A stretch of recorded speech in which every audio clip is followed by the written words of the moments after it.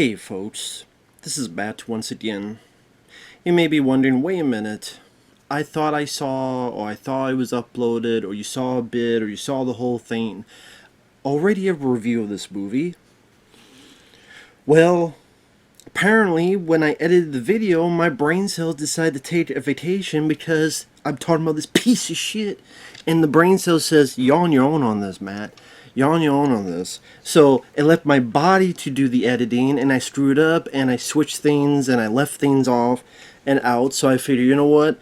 I'm actually going to redo the video because Marv B deserves that because he sent in a paid request, and that's the least I could do since I'm the one who screwed up. But I'm going to be even more pissed because I got to talk about bloody murder again, which should never be talked about at all. Zero is what it should be talked about. Now I'm talking about it twice, and it's nobody's fault but mine. But I do thank Marv B for the paid request. I apologize for my stupidity if you did see that video. If you didn't see the video, thank God. You didn't need to see it.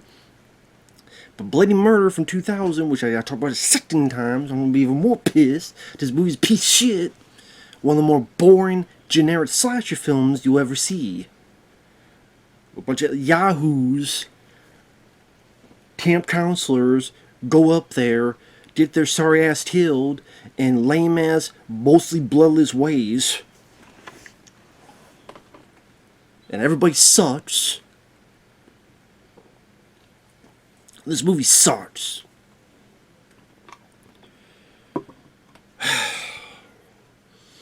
If anyone wants to request any type of videos, would be a topic, reaction, commentary, review, feel free to send it either directly to my PayPal or join my Patreon. Both links are down below in the info box. I'll get to it as soon as I can. I do have a CashApp as well. People have asked about them.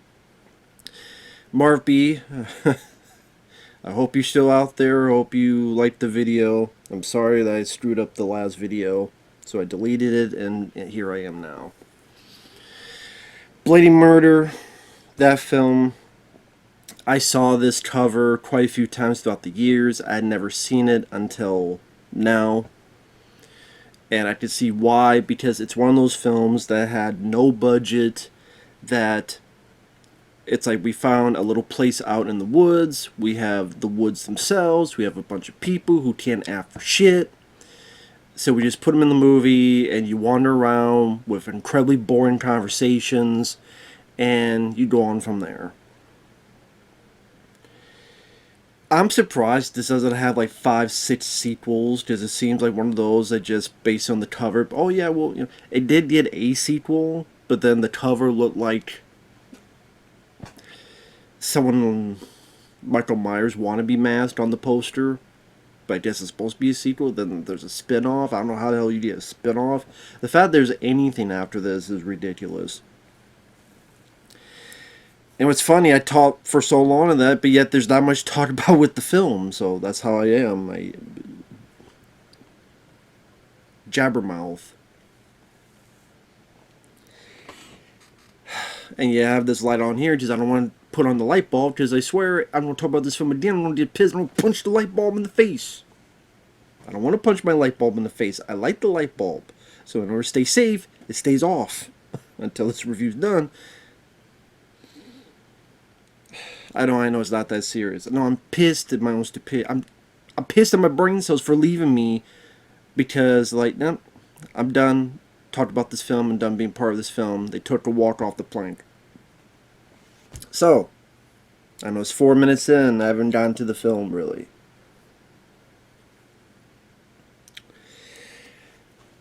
Bloody Murder came out in 2000. Directed by Ralph E. Portillo. Starring people like Jessica Morris, Peter Guillemette, Patrick Kavanagh, Crystal Ford. People that I'm sure never worked again, or at least in anything you recognize. It starts with a couple, flat tire, a guy wanders off. There's Trevor Morehouse, supposedly, with this jumpsuit he stole from a mechanic, a hockey mask, and a chainsaw. Which is always that funny thing that people think of, like Jason Voorhees with a chainsaw, but he never used a chainsaw. That would be cool if they did another Friday the 13th movie or something that he actually used the chainsaw. Does he always think of the chainsaw wielding hockey man psychopath? Make that a reality. But what's funny, he's got the chainsaw, but you barely see any blood. The guy runs after his victim, but you see how the killer can barely keep up. He needs some cardio. He's in the damn gym, huffing and puffing like a fat woman having sex, or a fat guy having sex. You know, gender equality there. Any fatty having sex, huffing and puffing away. Puts the chainsaw down, but no blood. So, you know, that's a great way to start. And this is one of the most generic slasher films because it has no personality, it has no quirkiness, it barely has any blood, it has no likable characters. There's characters' names I kind of remember, like Toby and Jason. Because this guy Jason disappears, and they go, "Where's Jason? Where's Jason?" Get it? Because Jason Voorhees. Toby, I think he's the guy who's kind of a fan of slashers, but he rarely brings that up. And when he does, he's like, "Oh, we're watching this slasher film, and it was an hour and 40 minutes, unusually long for this time." I'm like, "Go see Terrifier 2. You'll lose your mind with the running time on that." I'm like, there's a lot of slash.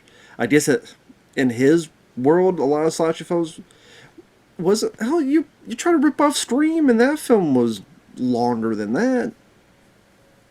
When I say try to rip off Scream, it wants to be Friday the 13th with the camp counselors at a camp. People disappear one by one.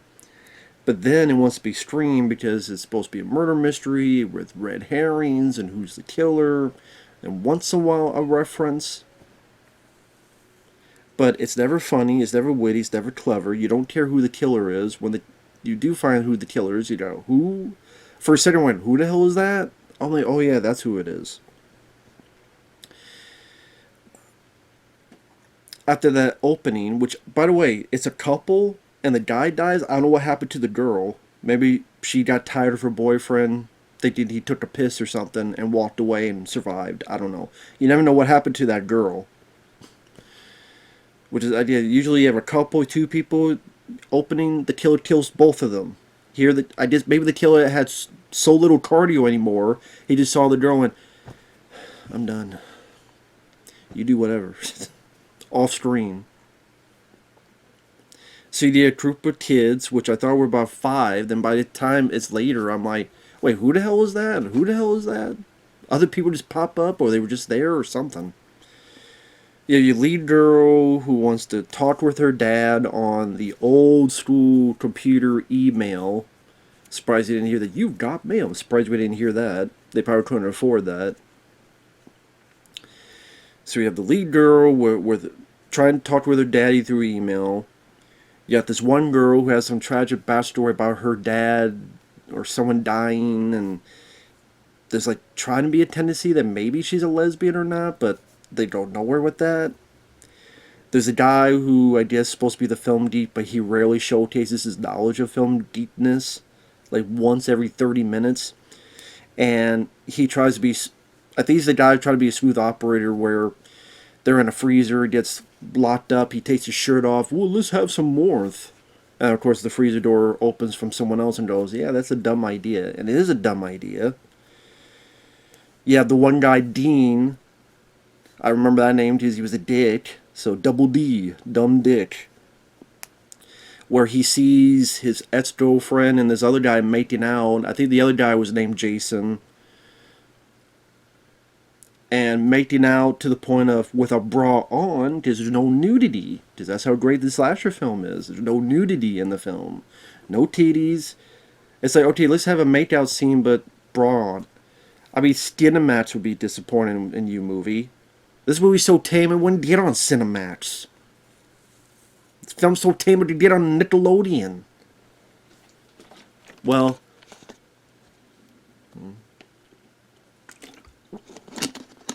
actually, with what we know about Nickelodeon behind the scenes, maybe this film is too tame for that too. See episodes of Barney the Dinosaur that's as horrific as this. So as the movie goes on, banal, boring conversations that I dare anyone to remember a fucking thing about until people start disappearing. One girl's in a pantry while the others are watching this film, and it's a cutaway. Yes, a cutaway kill. This one guy, Jason, disappeared, whereas this weird, awkward he turns, and then it fades out, and you know something's out. There's like a weird kind of turn, fade. Like, okay, there's something to this, which you find out later what it is. Now, when multiple people have disappeared, I'm getting the hell out of there. And no one has the idea. I don't know why. Not a single person goes, okay, it's time to leave. Yeah, I'll leave too. Yeah, I'll leave too. Let's leave together. Oh, well, he left because of this. He left because of that. But at the same time, like, these are weird disappearances. And you don't think, like, there's something strange about this. Just get the fuck out of Dodge. I just because they never found bodies yet, dead bodies, so at one point they bring a sheriff in. There's multiple times where the wrong person gets arrested. Like Dean the dickhead, he's on a boat, I think with the lead girl, and he's like banging on the boat and being a psycho with the oar, and then she falls in the water, and he's like, dude, take the oar. I'm like, you're psycho. You sure you're not going to drown my ass? Dean becomes a suspect. He gets arrested. Then one guy, Jason, he comes back later in the film. He becomes a suspect. He gets arrested, and none of them are the killer. And it's just literally just the lead girl on her email. People have boring as shit conversations. And once in a while, someone dies. There's a point where the lead girl's running because she heard a noise. And of course, we see the killer, which, by the way, I'm going to spoil it. There's two killers in the movie. Two killers. There's Trevor Morehouse at the very beginning and the very end. And then there's this other killer. But they have the same mask, the same suit, mechanic suit, the same body build, but it's two different people. I mean, do they have Trevor Morehouse costumes everywhere in this world, in this reality? Like, how the hell did you get the same costume as this guy does when you guys don't think or know he exists, but somehow this other guy got the same costume and the same other shit? This movie's too stupid to think about that. Even Scream is like, okay, the Ghostface costume you can buy in stores, and I don't know if they sell Trevor Morehouse costumes in stores. Especially that they're the same suit and the same type of hockey mask. But anyway. The other kills, there's someone who gets shot with arrows. There's someone who's carrying a bunch of red balls that he might as well put in his mouth. Or some kind of balls. Someone throws something that goes a little bit through his chest. One gets one of the wimpiest slit throats you'll see. This is drier than a nun's twat. There's nothing to this movie. Painfully boring and generic. I think that's why my brain fried. Because then I did the review, and I did the edit, and then by the time it's like a sinking ship after the film's over, where the brain cells decide to jump overboard. The last one jumped overboard. There's nothing there but an empty shell. And then, oops, I fucked up. Fuck you, movie. Making people brain dead. And I mean, that's the thing. I'm being so mad about this. And like, okay, is this one of the worst films I've ever seen? Probably. As in generic and boring. In that type of way. I mean, there's bad in terms of like Sharks of the Corn and things that just boggles your mind. This one is just lazy. It's like the laziest slasher film.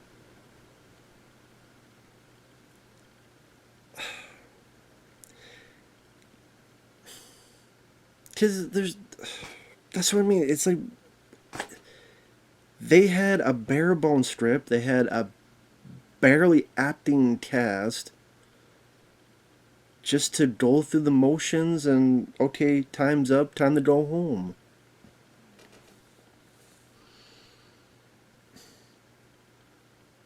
And now I'm trying to remember what the hell happened. Because, let's say, Jason disappears, they don't know where he's at. This girl in the pantry dies off screen. Cops come. Toby thinks, well, maybe this person did it and they did this and they did that. So it shows his fantasy. It shows his guess that it's this guy and they took off the mask and it's him. And they did this in the pantry and all this other stuff and he had time to clean up. Granted, all of his...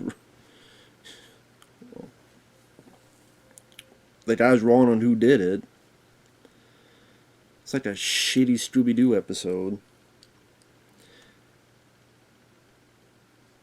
Oh yeah, when the girl's running in the woods, there's a point that she runs, and then we see the killer's point of view of the camera running after her. And there's a lot of movies that have done that, you know, showing the killer's point of view. And this one's running after her.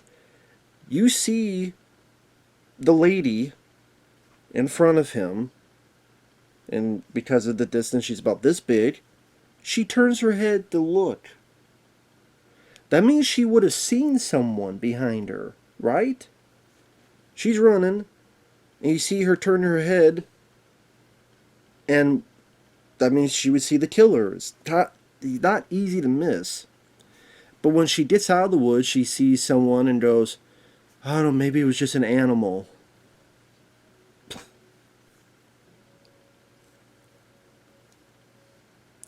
What?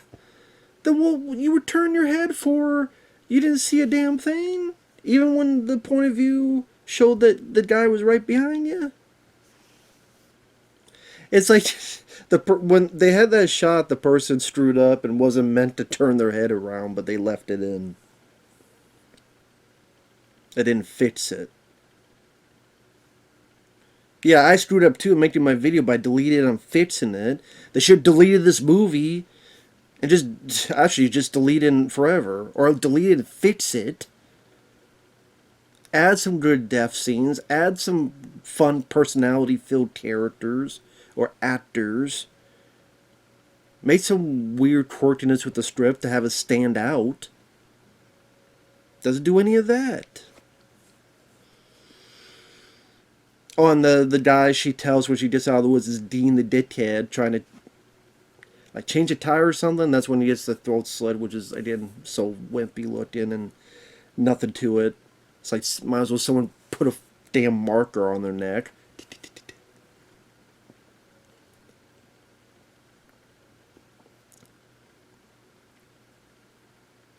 I'm trying to remember who else died and how they died. Because by that point, there's that one. Oh, someone got killed with arrows. That's 3. And then Jason's disappeared. I know it gets to a point that Jason comes back, cops arrest him. If they get hit that wrong, it's like, I don't know, 20 minutes left or something, and they're all talking, and there's this guy I think named Danny. I'm like, who the fuck is Danny? I don't remember this guy. As he's tearing all the bid, I don't remember his damn name. Maybe it was Danny, Donnie, fuckhead. I don't know. Has all these red balls, like the type of balls you use for tip ball. And then someone threw something, and he's got a little bit of impalement coming out of his chest.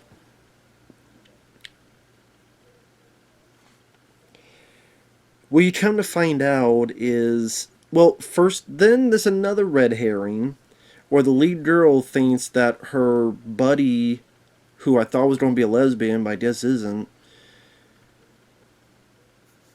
the lead comes to assuming she's the killer, and something happened with her dad, and so she was manipulating the email to get some other stuff, and then the lead girl's dad arrives, and now the lead girl thinks this other girl's going to kill her dad, which of course isn't the case, because then they see the other killer. But then the killer wants to kill when he feels like it. Like, he hits the dad character, but doesn't finish the job. There's a point where he grabs the girl that I thought was a lesbian and just punches her. Doesn't finish the job. I don't know why. Then with his lackluster cardio, runs after the lead girl. Then gets to the camp where there's Jason has come back. Because I guess, hey, he proved himself, I guess. There's another girl. And then there's, I think, Toby. The lead goes, oh, that guy did. Oh, and the guy who did it, he was the guy who was running the camp. Like, when they first arrived, he's like, hey, how's it going? This is the camp, blah, blah, blah, blah. I even forget the motivation. Something about something happened long ago, and I don't know, he got bullied, made fun of, I don't know. Crybaby bitch. The motivation was so shitty, I forgot. You forget, sometimes I forget. You won't give a rat's ass what the motivation. It's stupid. It's just lame ass bullshit. Toby believes the lead girl who has a shotgun doesn't work. But then the girl who just got punched out wounds the guy. Guy gets arrested. The sheriff's like, oh, why were they just taken away? The girl who is not the lesbian, who I thought she was, she just carted away to the hospital. The lead girl dumps Jason and goes with the film geek guy. And there are movies that did the film geek stuff, like Jamie Kennedy and Stream did that much better. Even this film, there's nothing out there. And that's what I mean. You could have a low budget film still be a fun, entertaining film. There's nothing out there as how you do this right, in my opinion. Just that had some crazy creative, yes, trying to be Evil Dead, but that's not a bad thing. Camera movements, camera zooms, very ambitious with the camera work. That guy who's a film nerd is actually fun and actually is very consistent in showcasing film knowledge and having to be an ongoing trait. And it does have some pretty good gore and some cheap but fun, charming special effects, and it was ambitious. The opposite of this.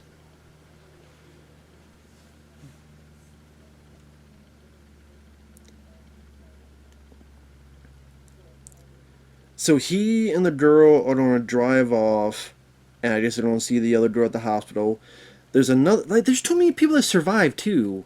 I guess they thought, hey, Stream, Courtney Cox, and Jamie Kennedy, and Nev Campbell, and even Dave Arquette, they all survived, so let's have 5 or so people survive. But I don't give a shit about any of them, so you might as well die, these characters. So the lead girl and Toby, they drive off to go see the other girl in the hospital. The other girl, she just, I don't know where she went. She went, I guess, to leave as well. Jason decides to hike as if he's Bill Bixby from Incredible Hulk. While that's happening, the sheriff tosses to the killer and goes, well, okay, you killed those people, but why'd you kill this guy? That's why I think it was the guy, Danny. I think the one with all the balls. Juggle my balls. Whatever the hell his name was. The guy's like, I didn't kill him. And that's weird because Jason is walking through the woods and turns, and there's Trevor Morehouse with the chainsaw. It turns the lead guy going, oh, and then end credits. I mean, thank God this movie's over. This movie is a pile of shit.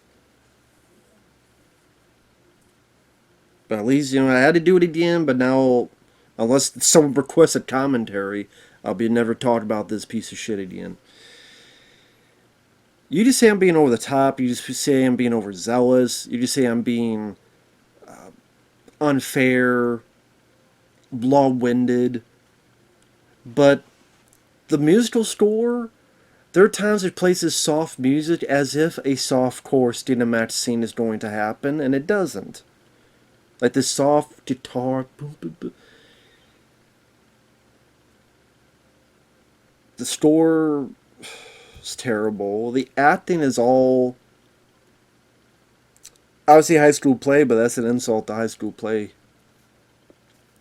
They're amateur is being nice about it. The special effects are almost non-existent. The conversations lack any wit or fun or spark or personality. It's directed in such a lazy. There's one shot where there's a little puddle of blood and you see Attila's reflection in it. That's the most of creativity this movie has going for it. That one little shot. Camera work is as basic as can be. The cinematography, the look of it is basic and cheap as it can be. If this film was made nowadays, it would be on an iPhone. Hell no, there's not a lot of blood in a film called Bloody... Oh yeah, the reason it's called Bloody Murder... I forgot about this scene. Earlier on, there's a bit where we're going to play this game and you need to find something. When you don't know what it is, but you're going to recognize it. And when you do, yell out bloody murder. So this guy's looking around and he sees, I think it's the dickhead Dean, comes out looking like he's been stabbed, and he says the line, "You need to call out bloody murder." Goes to the ground. Now let me ask you a question. If someone really got killed, why would that be the line you would say? You know the obvious answer, but apparently this guy doesn't, because he gets scared, and then there's the killer, hockey mask, coming at him, and of course it's a joke, it's a prank. I'm like, of course it's a prank. The audience would easily know and tell it's a prank. Because the guy said the dumbest line, "You need to call out bloody murder." No one would say that in their dying words. Like, this... But this guy's apparently too stupid. But the audience, like, the filmmaker is trying to make this think as if this is oh my god, the killer is already here, and oh my god, this guy's going to die, and the music's going to try to sell that. I'm like, I know this is a prank. You'll know it's a prank. Anybody with half a common sense knows it's a prank. That's what I'm talking about with the direction of this movie. I mean, when you look at Friday the 13th Part 3, Shelley, the prankster, he pops up, he's got this axe to the head, and then, okay, it's a prank. That does a better job of selling it than here. This would be like if Shelley in Friday the 13th Part 3 came out with the axe to the head and said, "Ouch, my head. You got an aspirin?" Granted, Scream 4 had Anthony Anderson said, "What, fuck Bruce Willis," or whatever, was dumb as well. But Scream 4 had not come out by the time this... But Scream 4 is even better than this film. I hate to say it. Anyway, I'm done with Bloody Murder. I don't know what else to say. Have this up again and fixed this time, and Marv, let me know if the review is okay. We'll see you guys later. Fuck this movie. Bye-bye.